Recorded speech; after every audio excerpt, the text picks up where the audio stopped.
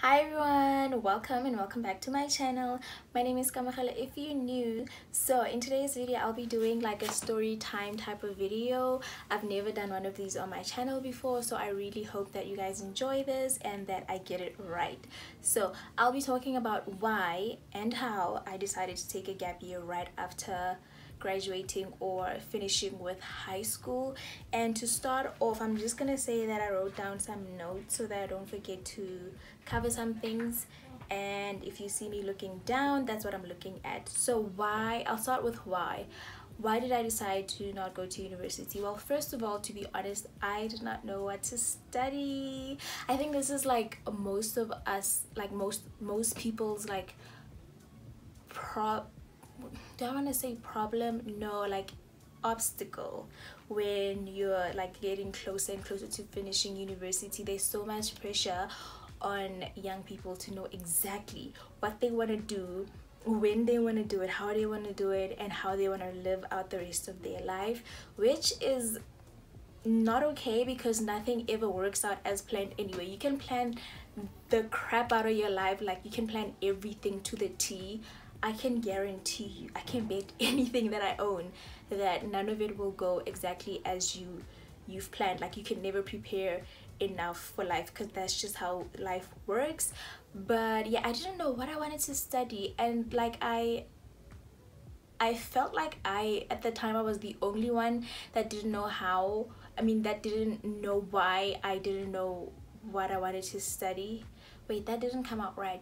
I felt like I was the only one that didn't know what they wanted to study, right? Like everyone else around me seemed like they knew what was, happening with their lives, what they wanted to go study, where they wanted to go study, and that's just not true. There's more people who are going through the same thing as you, more than you realize, especially at like an institution like school. We're all pretty much going through the same, problems. But yeah, I had no idea. And another reason was that I was just so tired. Like, oh my gosh, I was so tired of school, bruv. Like, I was tired of school. I was tired, and there's nothing else that I can't even think of another word to describe how exhausted I was of school. And I thought like it's very important for me to take a break from, a break between the two most important like academic chapters or journeys of my life. And yeah, that's why I knew in my heart of hearts that I would not be happy if I went to university. I would not do well at all. I was maxed out. So how did I decide? I think when I was in grade 11, yes, when I was in grade 11, we all go back to school in January or Feb, yeah, January, and they start telling you about how you need to be serious about school because you need to work on your marks for university. You need to like make sure that you qualify for the courses you want to study, and also universities start coming to your school, right, to like give presentations, gives you brochures, or what do you call these, pamphlets about their schools, why you should go to their school, because their school is the best in the country. Their qualification is like no other qualification. You graduate and have a job right away. You even have a job before you finish graduate. Like they just sell the institutions to you so well that you are either confused or you know exactly what you wanted to do. So this one afternoon, I think it was at our gym hall. I went to Potch Tech. It was at our gym hall, and like a whole bunch of universities came to the gym hall, and they gathered and like set up like tiny little stalls where they set up their things, give you a feel of what it would be like to go to that school. And I went through each and every single one of them. There was law, there was engineering, there was medicine, there was music, acting, everything. And I just like remember like walking around that hall, looking around at my peers, and most of them were really excited, most of them were really eager to learn about these schools and listen. But like I was just not interested. Like I wasn't interested at all, and it was worrying obviously, because like you feel like, you know, it's not, things are not happening right for you, you know, you should know what you want to do with your life. But that wasn't the case for me. So I went through like the stalls, and when I got to the very last one, I remember this as if it was yesterday. I saw this like tiny little white lady with dark pitch black hair, and like as opposed to like the other people from other universities, she was just sitting down kind of waiting for the students to come to her to ask questions, pick up a pamphlet if you want to. She wasn't like calling you to try to tell you how, you know, amazing her institution she is. So I went up to her and I said hi, and she stood up, and I asked her, okay, so what do you have for me?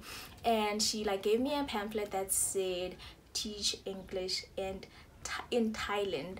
I think if you went to Poch Tech or any of the schools, actually Mopochi, like you may know this lady, because I think she went to everyone's school.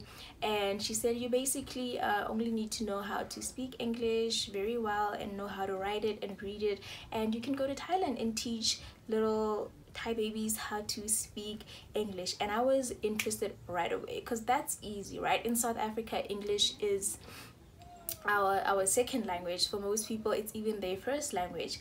But the point is, most people in SA can read, write, and understand and comprehend English. So I was like, this is easy, this is what I could do with my life. Also, what helped was that on the pamphlet it said, do you want to take a gap, you know, like that, like in huge bold font, it said, do you want to take a gap year, something like that, or do you not know what to do with your gap year? I don't know, those catchy phrases that make you like want to pay attention. So it spoke to me, because like I was already thinking about taking a gap year, and I was like, this is perfect, I could go to Thailand for a year, do this thing, and then come back home. I'll be refreshed, I'll be eager to study, I'll have time to apply for university. I won't be like scrambling through university applications while I'm trying to like study for my final exams. Like I had it all planned out. I felt like I got this. And I took the pamphlet and I came home with it, and I didn't show my parents yet, because my parents are really strict, and my dad, you can't just come to him with like loose ends. You must come and know your story. So I wanted to like plan everything and also decide really how I'm going to spend that year, what I'm going to be doing, who I'm going to be spending it with, like so that I can come with like concrete information. And so what happened was, I took the pamphlet and I came home with it, and I kept it in my room for weeks. And I also kept in touch with that lady. I took like her number, and I also took her email, and she and I had been emailing back and forth, because I was asking a lot of questions, guys. I was asking questions every single day. I was googling a lot, doing my own research, and that's how, you know, you learn about things, and that's how you eventually like have questions to ask and end up having enough information to make decisions. So I was doing a lot of research, and I was preparing to break this down to my parents. And I remember in one of like our email exchanges, she gave me like a flyer via email, and on that flyer it had like an open day type of date, and that open day was going to be in Klerksdorp on a Saturday. And it was like very early in the morning. I was like, I need to go to this open day. That's where she told me they're going to be going into more depth and detail about how the program works, how do you actually get your paperwork done to go to Thailand.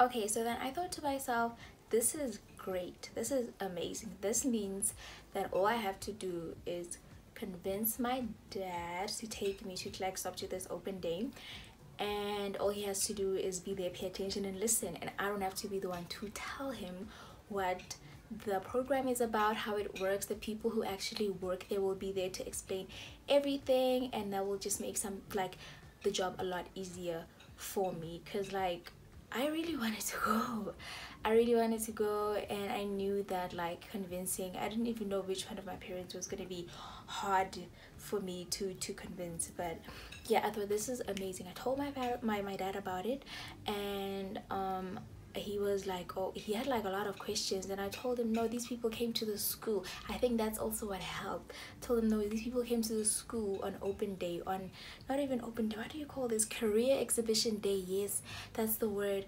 I told him these people came at like our career exhibition, so like this is completely safe. Like our school wouldn't let people come here who are scammers. I mean, at school they even tell us about like universities, like fake institutions, online institutions who scam you out of registration money, and then you find out the institution actually doesn't exist. That was like his main worry. No, these people came to the school, right? The people wouldn't bring, our people school wouldn't bring scammers to school. And that was enough to convince him to take me. So that Saturday morning I went with my cousin also Ulokot legs up, and I thought she and I could do this together, we could go together. So she'll be there, she and I'll convince my dad, and we went and we listened. When we got there, I found out that they don't only offer the Teach English in Thailand program. They have Be an Au Pair in America, Be Au Pair in the Netherlands, Be an Au Pair in Germany, Paris. Why did I just say Paris? I was watching, what do you call this, Emily in Paris the whole of last week. So that's why I said Paris, like Paris, because that's how they say it in the series, lol. Anyway, they had au pair in Paris, so there was a lot going on there. They had hospitality programs where if you have like experience being a waiter, you could wait on cruise ships and like make serious money. They had programs in architecture where you could go and work as an architect overseas. They had another program as study programs where you could go study in Switzerland and New Zealand. Those were like a bit more on the pricey side, but there was a lot. I was surprised by how much information there was that day. And there's just something, man, about like being young and passionate and eager and just curious to know what else is out there. Like, I don't mean to get deep and everything, but I'm from Bosch. Bosch is like this small, like Bosch is tiny. And I think for me, I just realized from earlier on that there's so much more out there. Like, there's so much more out there than the same people, love Bosch people, most ambitious people that I know. But like, I'm like, there has to be something. So I was like just sitting there, like I'm like taking in all the information. I had like a little notebook writing everything down. I was just so excited, man.